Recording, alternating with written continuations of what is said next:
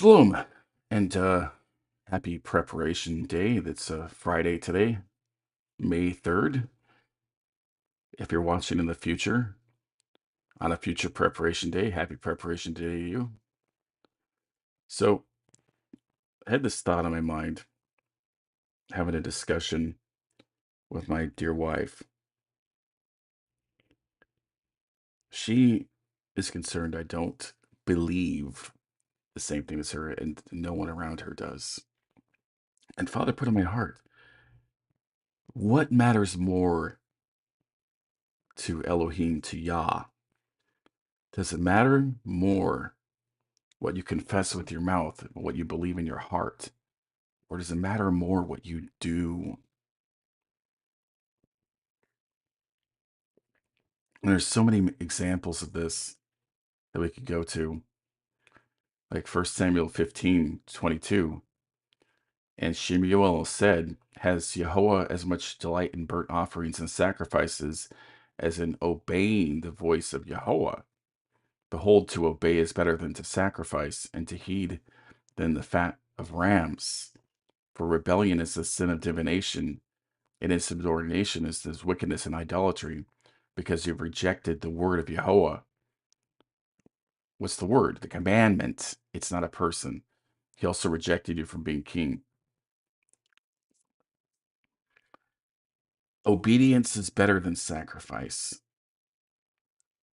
And I remember reading it as a Christian and believing it, but I still believed in the profanity of human sacrifice covering my sin. But clearly, obedience is better than sacrifice. If you obey, why would you need to rely on the profanity at all?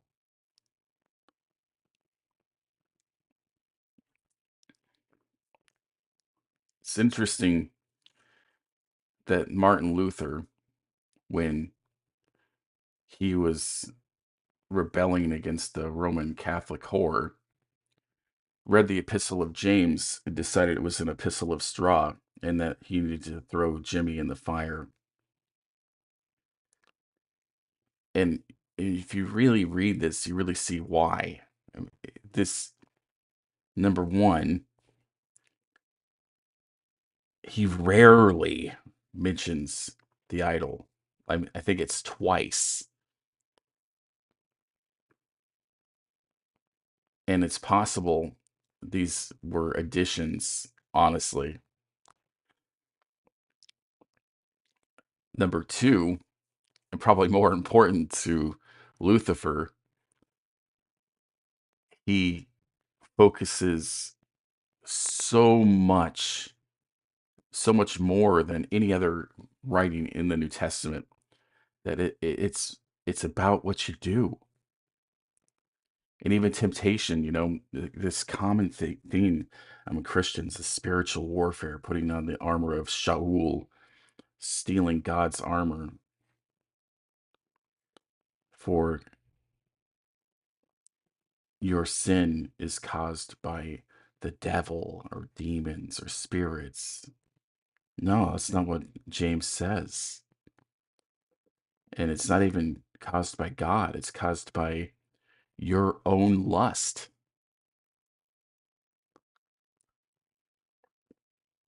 And then that lust conceives, gives birth to sin. Oh, that's fascinating. That's really fascinating. Your lust gives birth to the idol. 2 Corinthians 5:21. And that idol brings forth what? Death. Do not be deceived. Then he talks again that know this, my beloved brothers, but everyone must be quick to hear, slow to speak, and slow to anger. For the anger of a man does not achieve the righteousness of Elohim. Therefore, laying aside all filthiness and all that remains of wickedness and gentleness, receive the implanted word which is able to save your soul. What implanted word is he talking about? See, this is the presupposition you put over the text reading it, believing it's about the idol, but it's not. The Torah of Yahweh is perfect, restoring the soul. The testimony of Yahweh is sure, making wise the simple. See, the word restore here is to save the soul. The soul is saved by Torah. That's what he's talking about. But become doers of the word. See, if are you doers of the idol? That's what you believe, right? No, the word before you is Torah.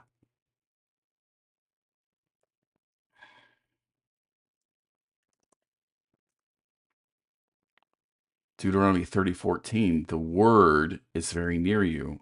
And it's talking to those people. And there was no revelation of Mr. Idleman for 3,000 years in your mouth and in your heart that you may do it. That's the word, Torah. That you're not merely just hearing Torah, you delude yourselves. For anyone is a hearer of the Torah and not a doer, he is like a man who looks at his natural face in the mirror. For once he looked at himself and has gone away, he immediately forgot what kind of person he was. But one who looks intently at the perfect Torah, which is Psalm 19:7, right? The Torah of freedom and abides in it, not having become a forgetful hearer, but a doer of the work, this man will be blessed in what he does. If anyone thinks himself to be religious while not bridling his tongue, but deceiving his own heart, this man's religion is worthless. Pure and undefiled religion before our Elohim and Father is this: to visit orphans and widows in their affliction, and to keep oneself unstained by the world. And he goes on, and I truly believe this was written against Pauline doctrines being preached at the time. The enemy of this group was Paul, and they did not believe the things he says about JC. Now, there still are some problems in this. I've gone over that in past videos. But on the issue of you needing to do what's right, the words of James are 100% correct. I mean, look at like a passage in Isaiah, which says almost word for word what we just read. Isaiah 1:16, wash yourselves, purify yourselves, remove the evil of your deeds from before my eyes, cease to do evil, learn to do good, seek justice, reprove the ruthless, execute justice for the orphan, plead for the widow. Come now and let us reason together. See, it's not about your feelings or your heart, it's about your mind, your reason. Say Yehovah, though your sins are like scarlet, they will be as white as snow. Though they are red like crimson, they will be like wool. If you are willing and obey, back to that same theme, obedience is better than sacrifice. If you are willing and obey, you will eat the best of the land. But if you refuse and rebel, you will be eaten by the sword, for the mouth of Yahweh has spoken. So why do you think that Lucifer focused more on your thoughts and your conscience than your deeds? See, the Roman Catholic Church from the very beginning had this idea that what you believe and what you do is important, but they added these rituals that are not even in the New Testament, by the way. And Lucifer rejected these because one of those rituals was indulgences, that someone could pay for their sin before they committed it and be declared righteous. By the way, that's Isaiah 5:20-23. That they call good evil and evil good, and that they declare the wicked righteous for a bribe.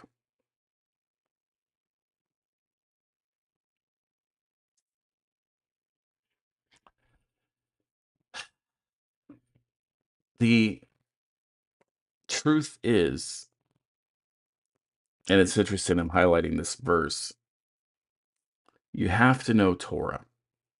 And Lucifer didn't know Torah.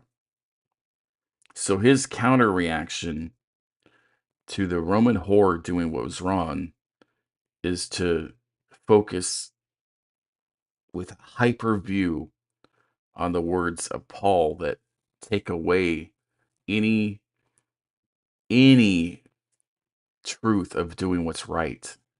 And the reformers added to this sin. The reformers made it so you can't do what's right. They would misquote passages like Isaiah 65, where he says, is that the right one?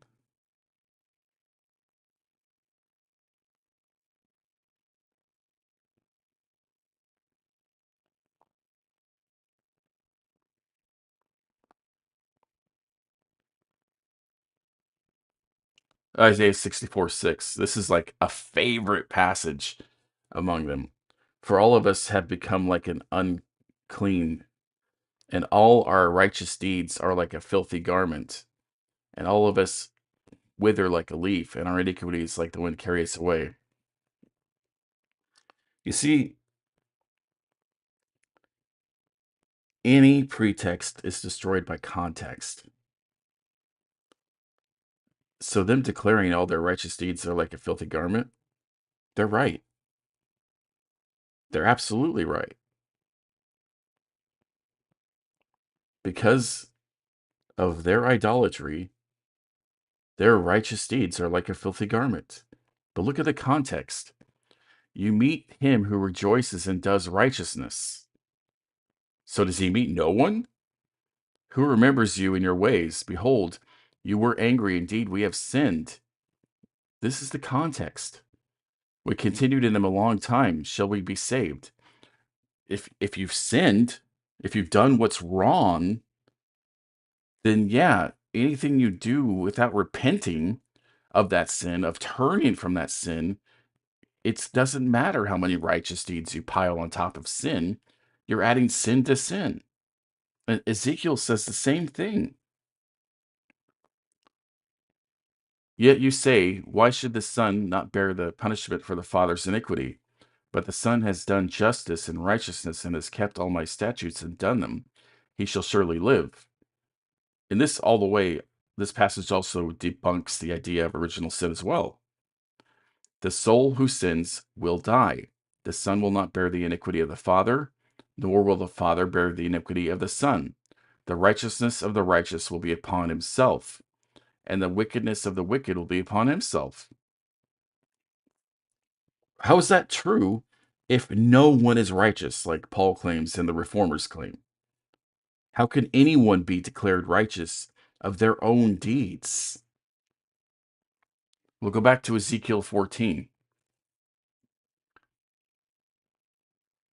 In verse 12, he says, Then the word of Yahweh came to me, saying, Son of man, if a country sins against me by committing unfaithfulness, and I stretch out my hand against it, break its staff of bread, send famine against it, and cut off from it both man and beast, even though these three men, Noah, Daniel, and Job, were in its midst, by their own righteousness they could only deliver themselves, declares the Lord Yahweh. They aren't saved by someone else living a righteous life and dying for them. It says very clearly, their righteousness will only deliver themselves. I mean, that passage utterly destroys the New Testament narrative, including the Roman Catholics, the Eastern Orthodox, all of it. How can what they teach be true if what Ezekiel is saying here is true?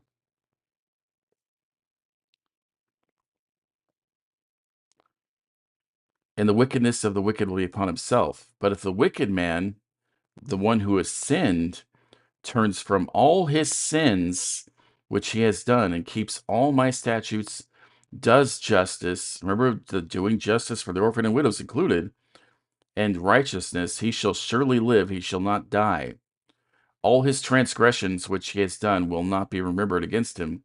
Because of his righteousness which he has done, he will live. Do I have any pleasure in the death of the wicked? Declares Lord Yahweh. It is not that he should turn from his ways and live.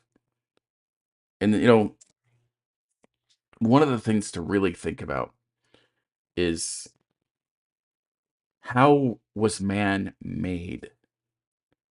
Man was made mortal. And the proof is right there in the New Testament. I mean, sorry, not the New Testament. In Genesis, in the first chapters of Genesis, it says he created male and female and told them to what? To be fruitful and multiply. Well, as your as the idol says, in his next kingdom, which was supposed to come in the first century, that male and female will no longer reproduce. But that's not what the rest of the scriptures say. Immediately, when man is made, he told them to be fruitful and multiply. Immediately, he's put in the garden where there's what? In the midst, the tree of life and the tree of knowledge of good and evil. If man was made immortal, unable to die, then fundamentally, would we need access to the tree of life? No. So this whole argument that's in the New Testament and that Christians pick up on and amplify on, that death came because of Adam's sin, is utterly wrong. From the beginning, man was mortal. Death was imminent if we disobeyed. But death does not come to us because of Adam's sin. That's what it's saying here. Why should the son not bear the punishment for the father's iniquity? Why should Mr. Idol not bear the punishment for Adam's iniquity? He can't. Especially if you truly believe he was righteous, this is like an abomination. That to die before your time means that you were murdered. And there's so many passages revealing that, like Deuteronomy 27:25. Woe to those who accept grace, which is a free gift of Paul, their bribe, to accept the murder of an innocent man. And all the people shall say, Amen.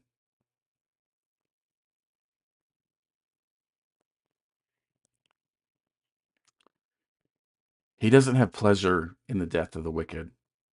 Why would he then have pleasure in the death of the righteous? Really think on that. If he doesn't take pleasure in the death of the wicked, why would he take pleasure in throwing anyone into eternal torment? And I don't believe the New Testament teaches that. This is something that came from Tertullian, who took on the pagan belief that we are immortal beings. We're not. And this is the whole point. Like, you really get into, like, what is the everlasting name? Isaiah 56. Thus says Jehovah, keep justice and do righteousness, for my salvation is about to come and my righteousness is about to be revealed. How blessed is the man who does this, and the Son of Man who takes hold of it, who keeps from profaning the Sabbath and keeps his hand from doing any evil. Let not the foreigner who has joined himself to Yahweh say, Yahweh will separate me from his people. And yet the Talmudists tell you that the foreigner cannot keep the Sabbath. That's why the Talmudists are also wrong. Nor let the eunuchs say, Behold, I am a dry tree. For thus says Yahweh, to the eunuchs who keep my Sabbaths and choose what pleases me, hold fast my covenant. To them I will give in my house and within my walls a memorial, a name better than the sons and daughters. I will give them an everlasting name which will not be cut off. The everlasting name and the eunuch should be a clue here, because eunuchs cannot have children. So he's either talking about that this man will live forever or that he will have children, right? And here's the second clue: let not the eunuch say, behold, I am a dry tree. To the eunuch that keeps his Sabbaths, they will marry and have children. That is their everlasting name. That is how they will not be cut off from the land of the living. And that's hard for a lot of you that didn't have children earlier on, and myself included. I believed the lies of the world, including Christianity. Christianity tells you in 1 Corinthians 7 that if you're married, you should not live like you're married, not have children. And that's what the idol says in Matthew 19. It's better for a man to castrate himself to become a eunuch, even though Isaiah says, don't let the eunuch say you're a dry tree. It means you should be getting married and having children, that you should keep his Sabbaths, you should do what pleases him, and hold fast his covenant.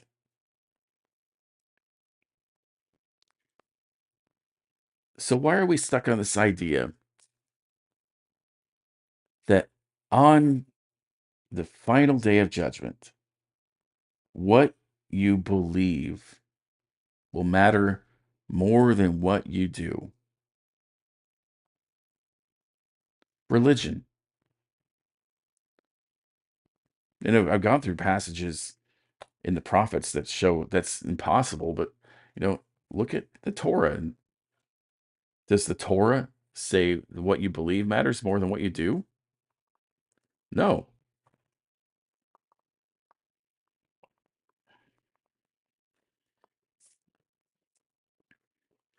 So will be when all these things have come upon you, the blessing and the curse which I set before you, and you cause these things to return to your heart in all the nations where Yahweh your Elohim has banished you, and you return to Yahweh your Elohim, listen to his voice with all your heart and soul, according to all that I am commanding you today, you and your sons. Your heart does matter. It does matter what you believe. Absolutely. But you know what matters more? What you do.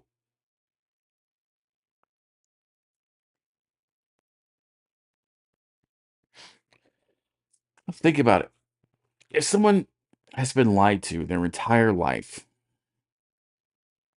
and they accept the lie, they believe the lie, and you have two people, a Buddhist monk who's absolutely ingrained in the lie, and someone who believes in Yahweh alone ends up talking to this person saying, you know, you've made Buddha into an idol.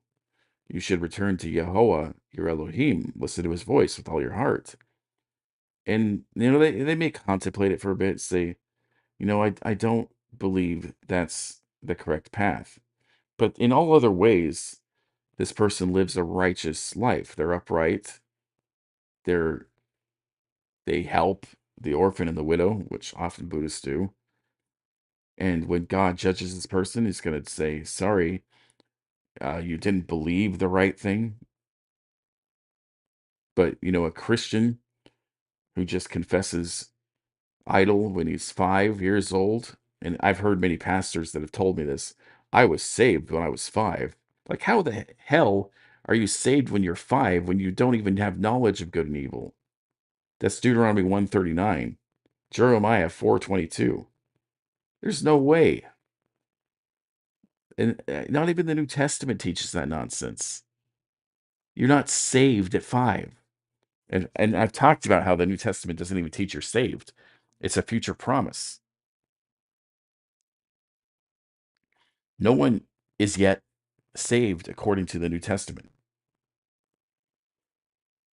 But that's a whole other topic. So this person, they were quote unquote saved at 5. And like this pastor I knew, you know what he told me? I can't help but to sin and do evil every week. And I heard this and I was just disgusted. And this was, God, how long ago was this? 6 years ago now?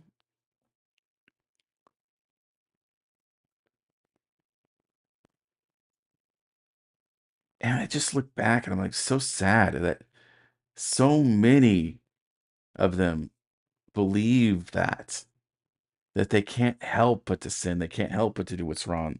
And that's why they need the murder of an innocent man, adding sin to sin. Are you really going to tell me that a just Elohim, Yahweh, who tells us that he requires a just weight, equal weights and measures, that he's going to look at these two lives and judge you righteous because you put your faith in murder and theophagy?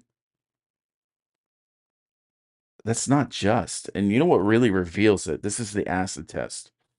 Ask this of any of them. What will happen to the Jews that Hitler murdered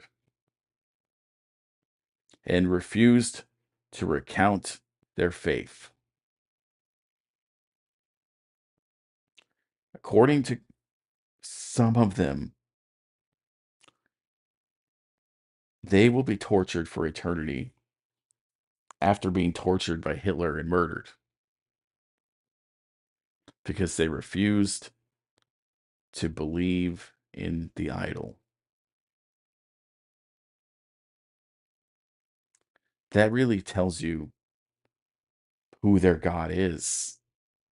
He's not just, he's not righteous. There's nothing righteous about that.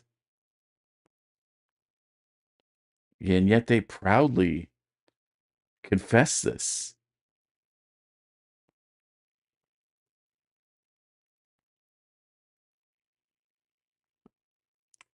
It's really grieving. Makes me sad.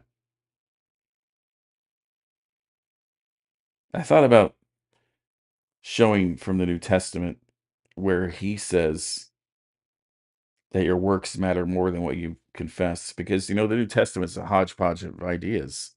It was added to, redacted, and there there's evidence of this in the historical documents. The woman caught in adultery was added in the 6th or 7th century. The ending of Mark was added probably in the 4th or 5th century. And the phrase of Trinitarian baptism in Matthew, there's no evidence for it in the early writings. It was added in the 2nd or 3rd century after Tertullian invented that pagan formula.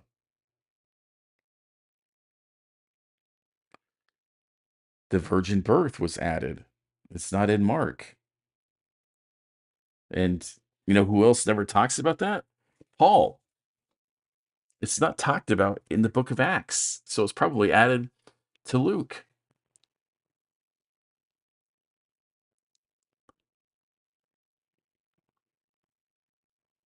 This is why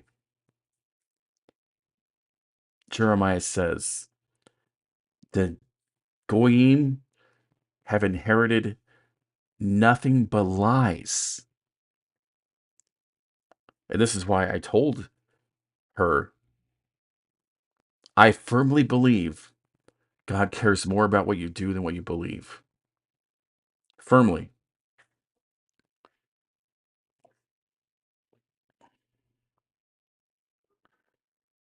Jeremiah 17:9, the heart is more deceitful than all else and desperately sick. Who can know it? I, Yehovah, search the heart. He knows where you're currently at. He tests the inmost being. He knows if you are seeking a pure heart, even to give to each man according to his ways, according to the fruit of his deeds. As the partridge that hatches eggs which is not laid, so is he who makes a fortune but unjustly. In the midst of his days it will forsake him, and in the end he will be a wicked fool. A glorious throne on high from the beginning is the place of our sanctuary. O Yehovah, the hope of Israel, all who forsake you will be put to shame. Those who turn away on the earth will be written down because they have forsaken the fountain of living water, even Yehovah. If only they would read a translation that didn't hide the name of Yahweh. Some of them may come away saying, oh, Yeshua's Yahweh. Absolutely. I guarantee it. Some of them are going to start to ask the right questions. The fountain of living water is Yahweh. And some of them are going to see passages that really make them ask questions, like Jeremiah 2:13. For my people have done two evils. They have forsaken me, the fountain of living waters, to hew for themselves broken cisterns that can hold no water. Who's the broken cistern?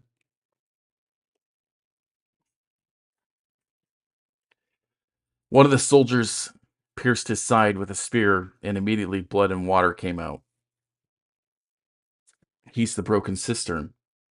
He doesn't hold water. But it gets even deeper. You really want to get into this. Isaiah 2:22. Stop regarding a man. Who's a man? John 8:40. But now you are seeking to kill me, a man. He tells them he was what? A man. John 5:41. I do not receive glory, which in Greek is praise, honor, worship from men. And what do? They say praise, thank you. Yeah, but he tells you straight up, I don't receive glory from men. Why? Because he's a man. Acts 2:22. Men of Israel, listen to these words. Jesus the Nazarene, a man. A man. Psalm 146, because one of the titles he repeatedly calls himself, the Son of Man coming on the clouds. Psalm 146, verse 3. Do not trust in nobles, in merely a son of man. A son of man, in whom there is no salvation. There's no salvation in a son of man, and yet you've turned him into your Elohim. And it's so interesting. If you would just step out of religion and read it.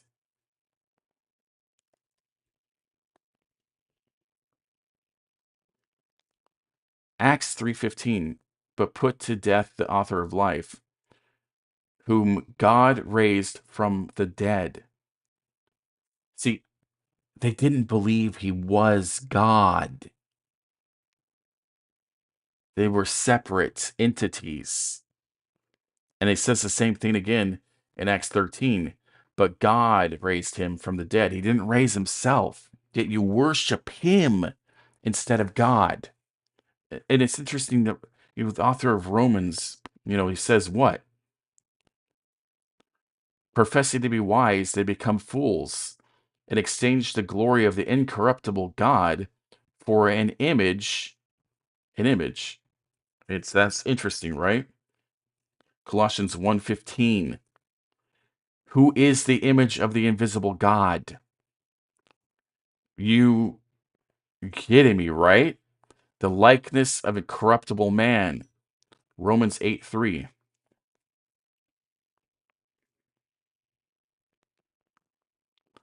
For what the law could not do, weak as it was through the flesh, God did, sending his own son in the likeness of sinful flesh. So we just see he is the likeness of flesh, the corruptible man. He is the image you worship instead of Elohim, Yahweh. Hallelujah for that wisdom.